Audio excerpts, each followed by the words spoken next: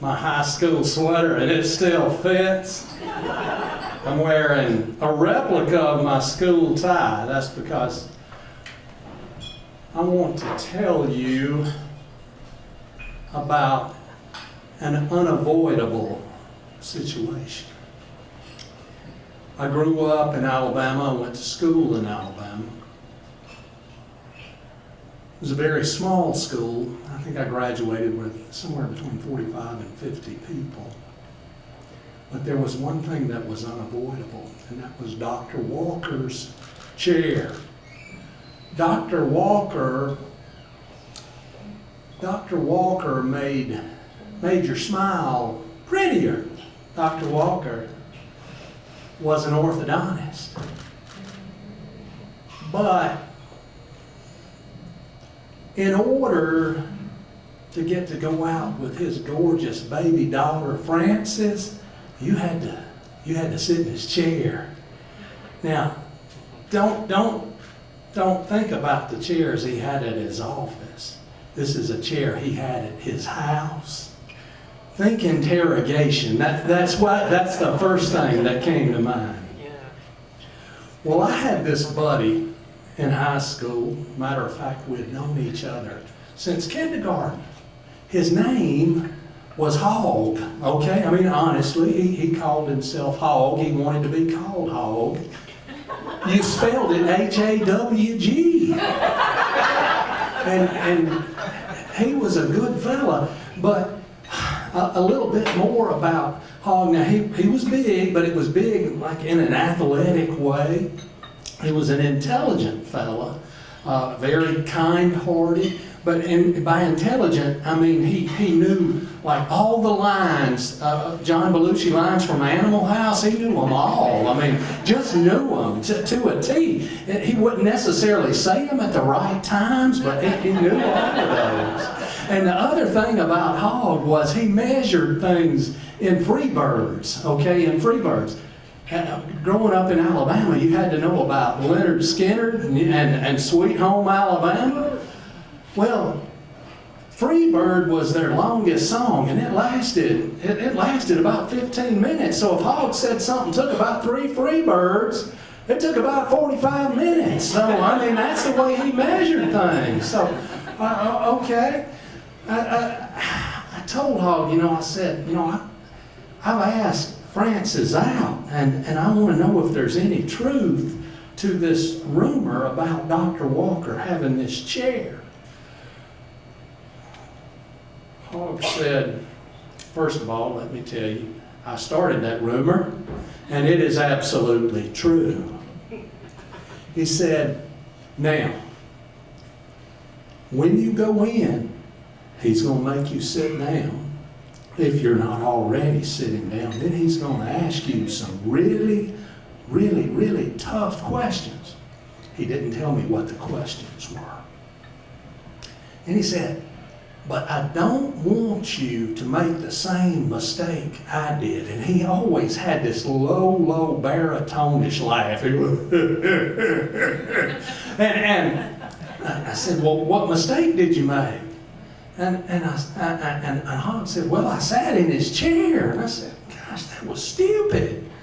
He said, well, you'll know which one. All right, there you go. You'll know which one. I never, ever asked Hog, well, if you know which one is his, why'd you sit in it? The reason I wouldn't ask him is, again, he would go into one of those, was it over when the Germans bombed Pearl Harbor? It wouldn't have made any sense, but he would have gone in, it ain't over now. So, but he assured me the rumor was true. So it got closer and closer to the time for me to go out with Frances. And Frances was just absolutely gorgeous. I pulled up into her driveway, and as I pulled up into her driveway, I said,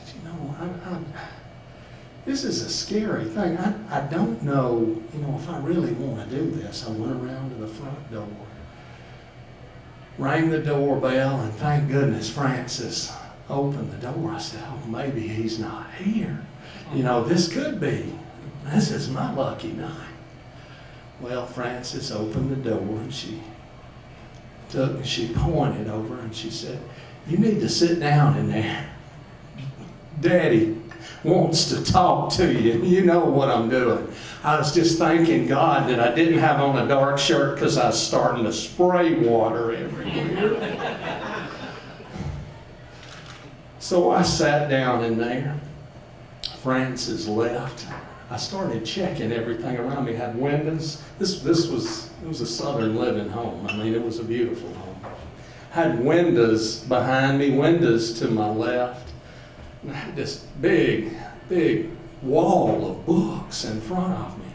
You know, you sit there and you start thinking. You're in this chair. And by the way, I made sure I was not in his chair. It was this little wingback chair, but it felt like a chair.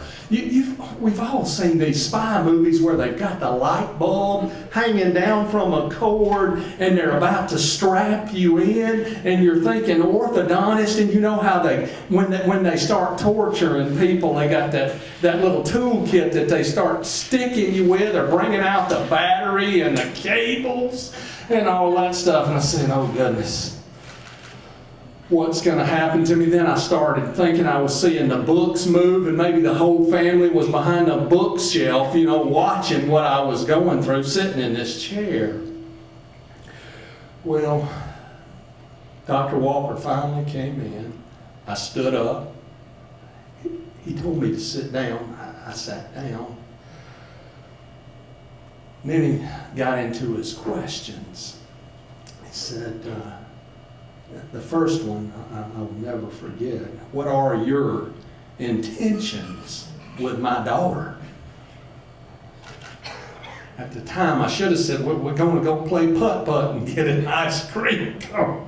I didn't know I was 17 years old. What do you plan on doing with the rest of your life? Again, I'm 17, I don't know. How are you doing in school? I didn't tell the truth. Out of that class of 50 some odd, I probably graduated 25th, and I am a rocket scientist. And then, are you saving money for college? I mean, yeah, no, I'm not. I'm not. It's just one of those things where you just knew this fella was having the time of his life putting me through the ringer. And I mean, I understand. Well, Dr. Walker turned out to be a very kind man, and Francis and I went out, and it was a very wonderful time. And as a matter of fact, the next year in high school, we had a program where we could work in people's offices and things, and Dr. Walker let me work in his office. I thought I wanted to be a dentist or an orthodontist or something like that. He was very kind to me. I got to college and I went to the dental school for a visit. They took me in a lab, threw the sheet off of a cadaver that had been cut on in lots of places, and I decided I wanted to be a rocket scientist. But I wish Dr. Walker has passed away, and he was such a wonderful, wonderful man in our community. But I wish he would ask me those questions again. You know, what are your intentions with my daughter? I would tell him, I plan on being her friend for the rest of my life, for the rest of her life. What are you going to do with the rest of your life? Well, I could have gotten him there because I'm going to be a rocket scientist, college math professor, volunteer baseball coach for 35 years. I'm going to work the left door at church 4 months out of the year. I think it might have impressed him. But it was an unavoidable thing to have to do, was sit in Dr. Walker's chair. And it was worth every bit of it. Thank you.